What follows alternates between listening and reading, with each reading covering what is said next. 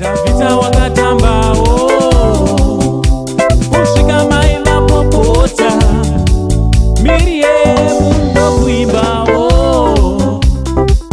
nenindoi social media imo mandinoswera ndo mandotoswera ndakagara ndichiona kuti chii chiri kuitika nditi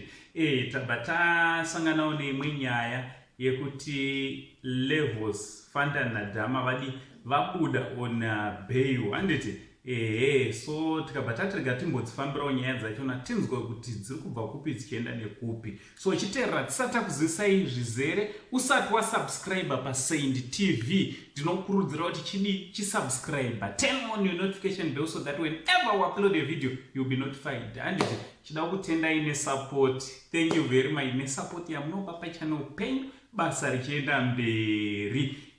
So inzwai vazukuru tototi maswera sei kwese kwamuri kumativi mana handiti so mumastreets esocial media makazara nyaya yekuti Fanta naLevels naDhama vadi vabuda maartisti vamwe vakutoda kutomanya kutoti vanotsikisa zvingoma handiti vazukuru chokwadi ndechekuti vakomana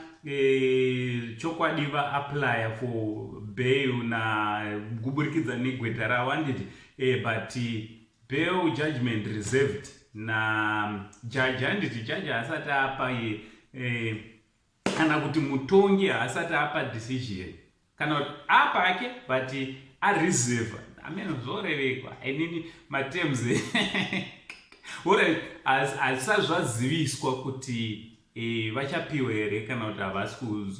kuzopiwa asazvaziviswa so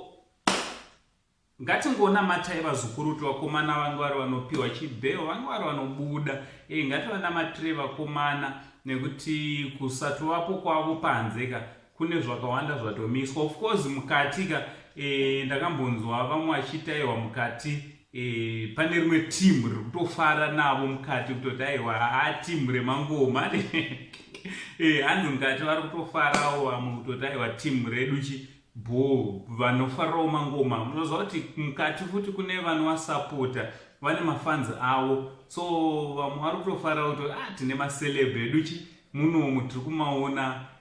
pachena. So ngatingonamatirai vakomana kuti nyaya yavo paichange iri inozozivisiwa inge dzinge dziri good news handiti ndonyaya ndauya kuzoti ndinge ndinokuzivisai kuti chii chiri kuitika. From Uncle Saint ngataura nemacomments tolikeawo nekushare handiti pari zvino chiti much love.